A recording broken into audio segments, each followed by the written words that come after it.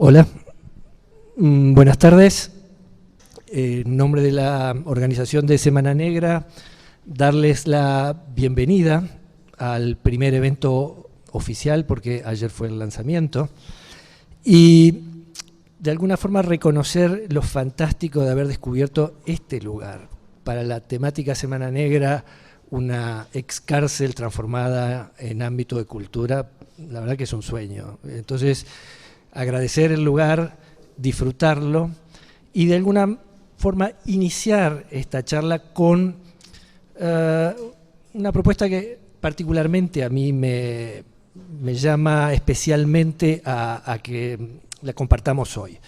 Me acompaña, como ya lo vimos en la presentación, Mimmo Francinelli, más que historiador, profesor, un experto en ámbitos del fascismo italiano, ese periodo que fue de 1920 a 1950. Yo tengo con Mimmo una relación, si fuera en la época que nos escribíamos cartas sería epistolar, pero nos hemos intercambiado muchísimas veces desde el año pasado, donde compartimos un evento similar, en ese caso sobre el delito Rosselli, un delito que ocurrió en la coordinación de las fuerzas represivas italianas y francesas en Francia, y que nos convocó por primera vez. Esta vez me toca a mí elegir el disparador y mi locura a los 60 es redescubrir la figura de algunos intelectuales y pensadores italianos, y en particular a Pierpaolo Pasolini, del cual yo tengo algunos sentimientos especiales. Por un lado, un reconocimiento a su labor como creador, no solo en el aspecto de cinematografía, que es lo que más se conoce acá en Uruguay, películas como el Decamerón, los cuentos de Canterbury, Las Mil y una Noches, Teorema, el Evangelio según San Mateo. Hoy no quiero que nos convoque su cinematografía, hoy quiero que nos convoque su pensamiento, que en alguna forma veremos si es el desencadenante de su homicidio. La otra razón por la cual Pasolini me llega muy de cerca es que defiende ese concepto de friulanidad. Yo soy hijo de friulanos, nacidos en el norte de Italia, y una de sus características fue la defensa de esa lengua oficial pero minoritaria que es el friulano, del cual escribió poemas y construyó incluso una pequeña academia de friulano en una ciudad de Casarsa, a 14 kilómetros de donde nació mi familia. Y la tercera razón por la cual Pasolini me interesa es por esa orfandad que siento de un intelectual incómodo que se plantea dilemas, conflictos, problemas que tiene la sociedad que son de absoluta vigencia y que veremos de alguna forma. Mimmo, prima domanda per te. L'ultima cosa. Esto será en castellano y en italiano. No sé si conocen a un filósofo que se llama Gianni Vattimo. Él es propulsor de una cosa que se llama pensamiento débil. Y yo a nivel de idioma creo que deberíamos cultivar una estrategia de pensamiento débil, que quiere decir, entendemos varios idiomas y hablamos algunos.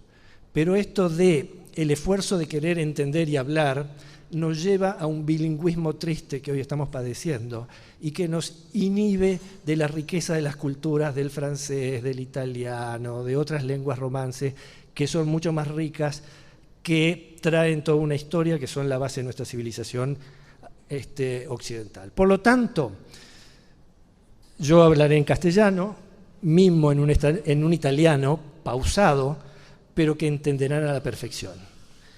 Allora Mimmo, la pregunta en castellano. ¿Qué significa el pensamiento de Pasolini en la Italia de hoy con tu punto de vista de italiano que estás inmerso en los temas de cultura, de pensamiento, de movimientos sociales? Pasolini fu un intellettuale incomodo prima che agli altri e alla società, a se stesso. Ebbe una vita travagliata, una vita difficile, molte denunzie, tanti arresti, poi diremo il motivo, e in questo suo andare controcorrente ci furono delle intuizioni, degli aspetti di tipo profetico. Fu anche un profeta.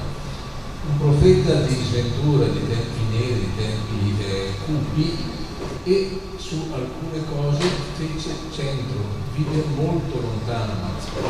Facciamo conto che lui venne assassinato nel 1975, eppure oggi nel 2017 in Europa viviamo un momento difficile, da alcuni percepito nella globalizzazione come spostamento, come invasione di popoli dall'Africa, e lui questi temi li aveva visti, ma soprattutto dove la sua visione fece centro fu sul consumismo, quando disse il cattolicesimo, il comunismo, che all'epoca sembravano prevalere, sembravano dominare, saranno condannati alla sconfitta dal consumismo, che riuscirà ad appiattire, a livellare, a globalizzare tutto. Sono passati 40-50 anni e soltanto adesso ci rendiamo conto di come la sua vista fosse veramente quella di un precursore.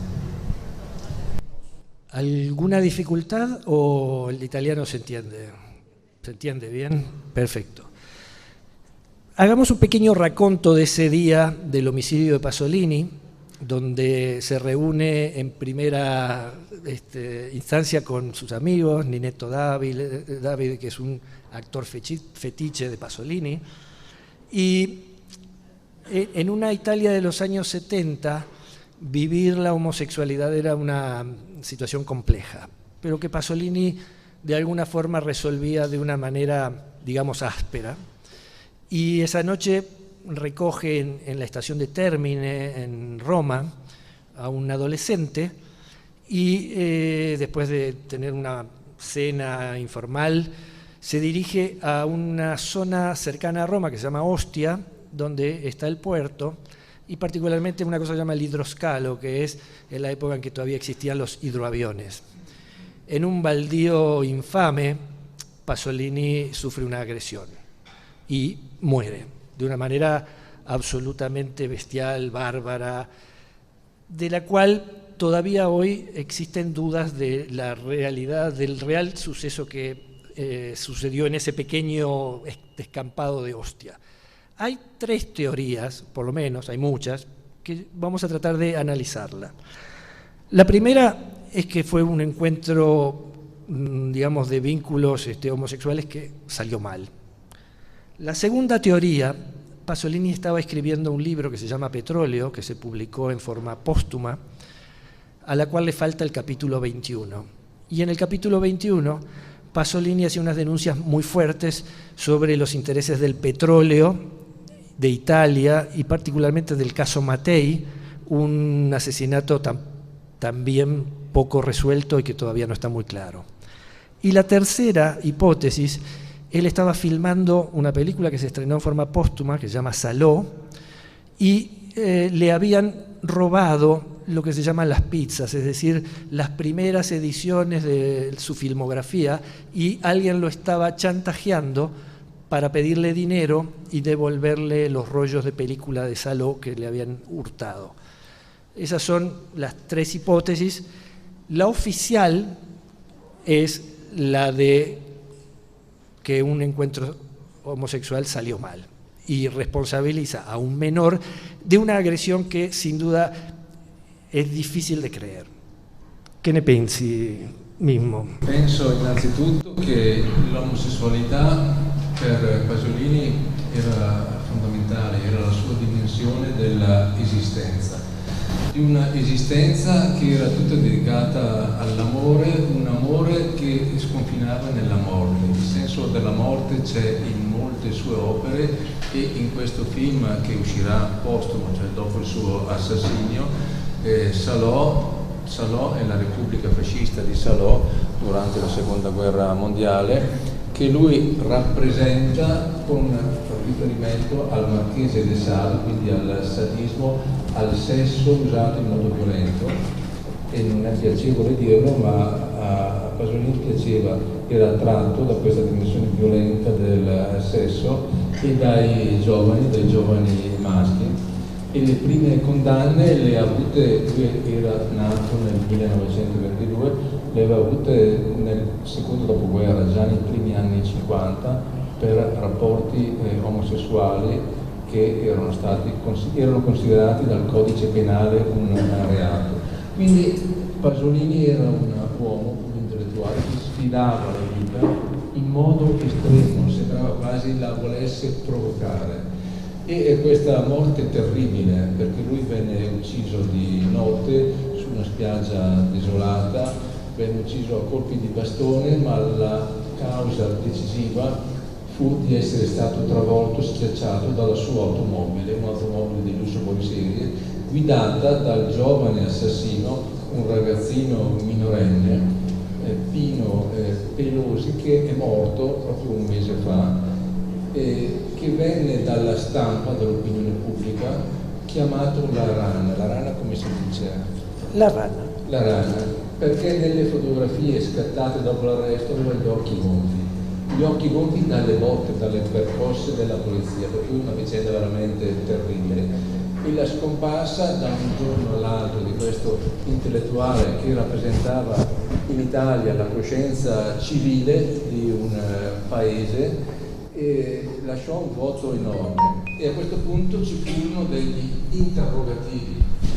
Fu davvero una morte dovuta a un evento, appunto, di un incontro sessuale andato a male, oppure poiché Pasolini aveva molti nemici, tanti nemici, era davvero scomodo, ci furono dei mandanti. Questi sono problemi ancora aperti, sono problemi che io credo non potranno più risolversi, perché il suo assassino è morto e ci sono stati 2 processi con 2 sentenze diverse. In una si dice che è stato solo questo ragazzo, nell'altra che dovevano esserci dei complici, ma i complici non sono mai stati trovati. Questa ipotesi di un ricatto sulle pizze, cioè sul film inedito, è vera, perché in effetti sono sparite dall'automobile e qualcuno le ha trovate e ha pensato di guadagnarci, perché questo film è un film molto difficile, quello di Salò, che è vero, si sta male, tanta è il senso di morte e di sesso degradato, e non era ancora uscito. E quindi ci sono queste 2 piste. La pista del petrolio, hai fatto bene a citare Enrico Mattei, che era uno dei maggiori industriali di Stato e che cercava di contrastare le 7 sorelle degli Stati Uniti, cioè le compagnie multinazionali del petrolio, aiutando i movimenti di liberazione nazionale dell'Algeria soprattutto, e quindi l'hanno ucciso facendo un sabotaggio del suo aereo nel 1961. E Pasolini nel libro Petrolio indagava su questo aspetto, e alcune parti del libro sono scomparse, per cui ci sono tante ipotesi e davvero è un caso noir che credo ancora oggi aspetti lo scrittore in grado di ricostruirlo. Lavoro per te. Bien, otra cosa que a mí me interesa destacar es esa sensación de escritor en la soledad, con un discurso que no caía bien ni a la derecha, ni a la izquierda, ni a sus correligionarios, ni a sus amigos. Para que tengan una idea, a lo largo de la vida, Pasolini estuvo expuesto a 33 procesos judiciales. Es decir, que no sé de dónde sacaba tiempo para escribir, hacer las películas y demás, porque se pasaba en los tribunales. Y los principales motivos iniciales tenían que ver con, por ejemplo, su obra escrita. Escribió un libro que se llama Ragazze di Vita, que es un libro sobre jóvenes, lo que nosotros acá le llamamos menores delincuentes, porque su preocupación era la defensa de todo ese cinturón romano de miseria, de migrantes que venían de lugares de toda Italia a buscar trabajo y terminaban en lo que hoy nosotros en nuestra uruguayidad le llamamos asentamientos. Pero Pasolini fue un defensor, un preocupado por esa subclase que él le llamaba subproletariado, de gente sin oportunidades. En ese contexto escribió este libro, Ragazzi di Vita, y su primera película, sin saber nada de cine, se llamó Accatone, y sucede en lo que en italiano se llama le borgate romane, que son los asentamientos periféricos de una Roma que se iba extendiendo a partir de la migración de gente en busca de oportunidades. ¿Tú has estado cerca de algún proceso por tu labor de escritor? Ho avuto una decina di denunce e 6 o 7 processi, perché essendo uno storico, quindi di storia contemporanea, non sono un romanziere e nei miei volumi faccio i nomi e i cognomi. Soprattutto ho avuto tante denunce per un libro sul terrorismo neofascista. Le denunce si sono tutte concluse positivamente per me con l'archiviazione, però mi hanno rubato molto tempo e anche molti soldi per gli avvocati. Del resto credo che uno storico contemporaneo debba essere inserito nel suo tempo e non possa evitare questi scontri che li ho messi, diciamo, in conto. Tornando a Pasolini, un aspetto decisivo è che venne condannato per oltraggio alla religione, ad esempio. L'Italia era molto cattolica, per oltraggio alle istituzioni, ma la cosa incredibile non è tanto che sia stato condannato dallo Stato, uno Stato clericale e per certi aspetti ancora clerico-fascista, ma anche dal Partito Comunista al quale lui aderiva. Venne infatti, dopo una condanna per omosessualità, espulso dal partito per indegnità morale, e lui, che era un comunista contraddittorio, perché suo fratello minore Guido, nel febbraio del 1945 venne ucciso. Lui era partigiano, Guido, insieme ad altri 16 partigiani, erano autonomi, una formazione autonoma, non legata a partiti politici, vennero uccisi da partigiani comunisti che erano legati a Tito, alla Jugoslavia. E quindi immaginiamo il dramma di Pasolini comunista che vede l'amatissimo fratello minore ucciso dai comunisti e che poi si vede cacciato, espulso con disonore dal Partito Comunista. Un dramma pazzesco. Bien, has puesto justo el acento en una de las cosas que a mí me interesa de Pasolini, es su indivisible humanidad y por lo tanto indivisible capacidad de contradicción. Los seres humanos somos contradictorios por naturaleza. Eso que tú mencionas, el tema de escribir en el Corriere della Sera, que es un diario de los más conservadores de Italia, lo que habla con inteligencia de dos personas, de Pasolini por aceptar escribir en el Corriere della Sera y del director del Corriere della Sera de tener una columna de Pier Paolo Pasolini en la carátula central. Eso para mí me parece increíble. Me parece increíble también su contradicción, siendo marxista, expulso, como tú dices, del Partido Comunista, la defensa antiaborto. Tuvo una posición antiabortista muy fuerte y hay algunos artículos escritos por Pasolini donde sus orígenes católicos o su concepción de la vida lo hacen defender la posición de ser contrario al aborto. Y por último, él se encontró en los años 70 en un viaje con los primeros melenudos, cuando el tener el pelo largo era un síntoma de resistencia y de antisistema. Y él escribió un artículo muy lúcido diciendo que esa postura de alguna forma antisistema, el propio sistema lo iba a devorar. Y íbamos a terminar todos, como se termina ahora, con una camiseta del Che Guevara o de lo que fuera, y esa posición de, digamos, discrepante con una sociedad y un modelo, el propio sistema se lo iba a fagocitar. Sì, gli scritti di Pasolini nel Corriere della Sera erano editoriali, li chiamava scritti corsari pirata, come si dice? Pirata? Pirata, e quindi scritti di assalto, scritti quasi di guerriglia. E vediamo rapidamente cosa proponeva. Disse: per salvare l'Italia ci sono solo 2 sistemi: per 5 anni chiudere tutte le scuole e chiudere la televisione. Straordinario. Perché aveva capito che la scuola e la televisione erano le macchine del conformismo, erano le macchine del pensiero unico. Lui era legatissimo alla cultura del sottoproletariato, come Claudio ha ricordato, e vedeva con terrore il livellamento, vedeva appunto che la televisione tagliava le radici popolari delle borgate della città. Per il Corriere della Sera, che era ed è ancora oggi il principale quotidiano di centro, e a volte di centrodestra, era un onore dare spazio a Pasolini, perché Pasolini era Pasolini, quindi non impegnava, non comprometteva il Corriere della Sera, ma gli dava lustro con questo pensiero che era sempre intelligente in modo critico.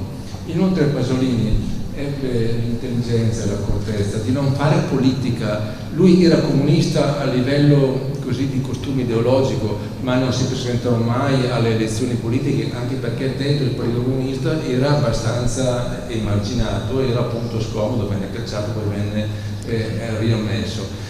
E quindi lui poteva anche permettersi di collaborare a Corriere della Sera senza che nessuno lo potesse accusare di essersi compromesso, perché assolutamente era al di sopra di ogni compromesso, con questa vita assolutamente scomoda, con le polemiche che andava a volte anche a cercare perché era provocatorio. Vi faccio un solo esempio importante. Il 1968, prima in Francia e poi in Italia, rappresenta una rivoluzione di generazione, una rivoluzione giovanile. E ci fu un giorno decisivo in Italia in cui per la prima volta gli scontri tra la polizia e gli studenti a Roma, in una località chiamata Valle Giulia, gli studenti riuscirono a vincere e a picchiare i poliziotti. E tutta la sinistra era entusiasta. Lui scrisse un editoriale su Corriere della Sera dicendo: quando c'è lo scontro tra gli studenti figli di papà, strumento della borghesia, e i poliziotti che sono sottopolitari, che vengono dal sud Italia, io sto dalla parte con i poliziotti. Imagínense la incomodidad de esa posición, pero que si la pensamos desde el punto de vista de la corrección no está desacertada. Entonces, de ese rescate del Pasolini, digamos, punzante, que de alguna forma era un elemento de reflexión, del cual yo siento, y lo dije al principio, orfandad. Me parece que en los años en que vivimos hay pocos intelectuales que nos ayudan a cuestionarnos estas historias, que nos hacen pensar, que nos hacen decir, bueno, esto no es tan como nos lo cuentan. Yo siento un sentimiento de que no hay como herederos de eso. Pero de la vigencia de su pensamiento, yo creo que en nuestras realidades latinoamericanas, de región, algunas cosas pasan muchos años después que suceden en Europa. El Uruguay está viviendo cierta etapa de consumo. No somos una sociedad consumista, pero hay cada vez más síntomas de que consumimos. Y Pasolini dijo una frase que decía: lo que los regímenes autoritarios no lograron destruir, lo está destruyendo la sociedad de consumo. Así que se las dejo la frase para que cuando termine esta charla se lo piensen. Si esta sensación de sociedad frívola, que de alguna forma ha perdido determinados valores, no tiene algo que ver con esta nueva etapa de, entre comillas, bonanza uruguaya de consumo. La otra cosa que generan estas sociedades que normalmente se fragmentan, generan desclasados, llamémosle subproletariado, llamémosles lumpen, que son los que acá en Uruguay lamentablemente llenan edificios como estos, pero que ofician de cárceles, no ya de museos. Pero tenemos unos problemas educativos importantes, tenemos unos problemas de violencia importante que se generan en esa sociedad que está cada vez más fragmentándose. Y el tercer elemento que a mí me parece de vigencia del punto de vista de su pensamiento, hay un poema de Pasolini que se llama Profecía, que narra verso a verso el fenómeno de migración que sufre Europa del norte y del Medio Oriente. Sì, prima vorrei farvi un esempio della sua lucida analisi in un articolo per il Corriere della Sera intitolato La scomparsa delle lucciole. Lucciole come si può tradurre? Luciérnagas. Quindi diceva non ci siamo accorti, ma le lucciole non ci sono più. e poi faceva tutto un ragionamento di tipo ecologista, perché la società dei consumi con gli antiparassitari, con l'inquinamento, con le lavatrici, aveva modificato l'ambiente, l'habitat, e le lucciole erano scomparse. Per cui fece anche una denuncia, una campagna di tipo ecologico, che anche questa è molto importante, e in tempi appunto di consumismo è molto scomoda perché è controcorrente. Quindi un intellettuale che giocava su tutti i campi e non era un tuttologo, perché provocava e poi discuteva anche queste provocazioni. Scusi, cosa mi avevi chiesto? Quello di se oggi c'è qualcuno che ha preso la strada di Pasolini. Poteva esserci un intellettuale scomodo che però è stato immaginato, e si chiama Aldo Busi, un romanziere anche lui omosessuale, ma dopo aver avuto varie denunce i giornali non hanno più accettato i suoi articoli, perché oggi in Italia si usa la denuncia per chiedere risarcimenti e i giornali non vogliono più rischiare. Quindi oggi Pasolini ha lasciato un vuoto, direi un silenzio assordante, e ci resta comunque un pensiero critico. Io credo che l'insegnamento di Pasolini sia appunto quello di andare controcorrente, di non guardare al presente. Poi lui traeva forza da una cultura popolare del passato e denunciava quelle che a suo avviso erano le rovine del consumismo, nelle cui macerie ci troviamo oggi a vivere con illusioni di felicità. Bien, nos estamos acercando al final del tiempo que nos hemos comprometido. Yo había reservado unos minutos para que nos hicieran preguntas, así que si hay alguien que quiere preguntar algo, compartir algo, este es el momento. Michele, sí. Voy a compartir algo porque, bueno, la cosa me falta un poquito porque... Te presento, Michele es el ex o actual todavía, actual director de la Casa de Cultura Italia. Pero, no, yo soy de Ostia, igual, entonces cuando llegó la noticia que murió Pasolini, y yo estaba muy cerca, y solo quería explicar una cosa sobre cómo se coloca Pasolini en el panorama de la época, y realmente que es muy difícil identificarlo ideológicamente. Y una cosa que es importante saber es que estaba también muy cercano a mucha parte de la tradición de la derecha italiana. O sea, mi casa, que es una casa de tradición de derecha, mi padre me llamaba para ver la tele, y yo tenía 6 años, para ver cuando estaba Pasolini. Me llamaba. Yo me acuerdo 6 años que veía a Pasolini en la televisión, porque había elementos que son importantes también en una tradición conservadora, porque la visión también nostálgica de alguna forma de una sociedad que cambia a lo peor, de la mirada a la humildad como valor, un espíritu de provocación que también siempre hubo también en Real, hace el fascismo, espíritus muy provocadores, la admiración de Italia para el intelectual provocador también, que es una figura que tiene hasta una banalización contemporánea, pero siempre la hay en Italia.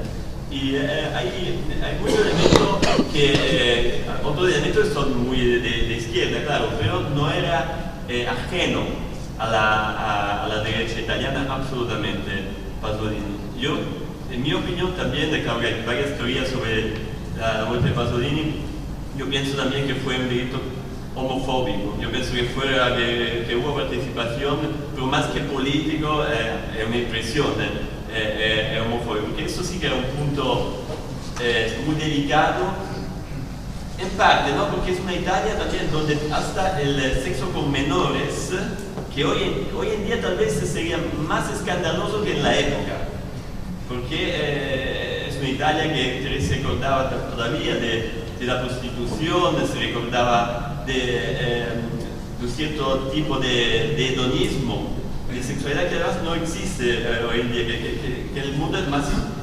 correcto también políticamente, ¿no? Entonces, claro que había mucha homofobia, pero el hecho que tenía relaciones con menores no es una cosa tan llamativa como hoy, en mi opinión.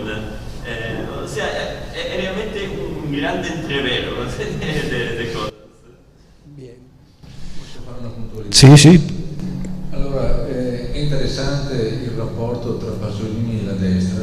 Io direi della destra come tradizione, ecco, come tradizione, perché la destra in Italia è omofobica. Il fascismo, durante il fascismo, gli omosessuali venivano presi e messi in campi di concentramento, e questa situazione Pasolini l'aveva vista intorno a lui da giovane. Un'analogia si può forse fare con un altro grande romanziere, Tolkien, con Il Signore degli Anelli, Master of the Rings, che si può leggere, si presta a diverse interpretazioni. Una interpretazione di destra, che guarda al Medioevo, alla tradizione, ma io credo anche a una interpretazione di sinistra, di tipo anarco-rivoluzionario, cioè la lotta contro il potere. Ecco, e il succo di Pasolini, secondo me, era l'opposizione rispetto al potere. Muy bien. ¿Alguien más? ¿Comentarios? ¿Preguntas? Beatriz. Voy a decir que conozco a todos, no, pero justo los que conozco preguntan. La universidad de la nuestra con la Argentina va a haber una reunión, digamos, sobre mayo del 68 y qué pasó acá con mayo del 68. Entonces no sé si te puedes extender un poquito más sobre ese editorial que sacó Pasolini, creo, si escuché bien, ¿verdad? Donde dice que eran unos hijos de papá, digamos, simplemente que se redujeron, hicieron todo un barullo ahí.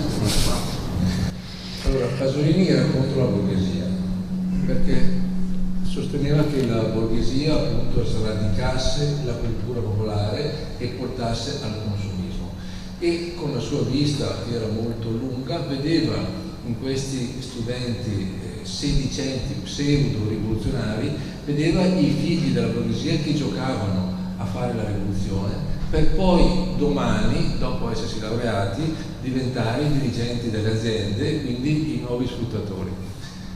Dal campo opposto vedeva in questi poliziotti i figli del sud, del meridione, i figli dell'agricoltura, i figli dei contadini che, disoccupati, si erano dovuti per forza arruolare. Secondo me, il mio parere personale, forse non si rendeva totalmente conto che erano strumenti di un potere becero, di un potere repressivo, e quindi ecco, effettivamente schierarsi dalla parte dei poliziotti, come lui aveva detto, era un po' un'eresia. Altro termine, eresia eretici, che ricorre molto in Pasolini, scrisse anche le lettere luterane da Martin Lutero, e quindi quella fu una provocazione.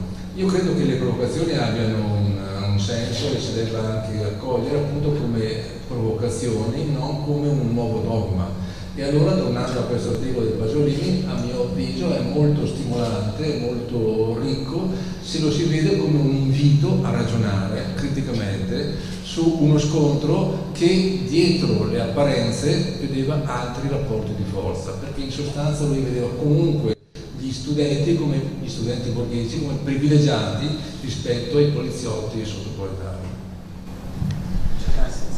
Bien, hay una tercera y damos por terminada la conferencia. Lo cerramos aquí. Bueno, agradecerles nuevamente el tiempo, la atención, el respeto con el cual han escuchado esto. Los invitamos a hacer un mini corte y probablemente después la segunda. 15 minutos seguimos. Muy bien, muchas gracias. Buenas noches.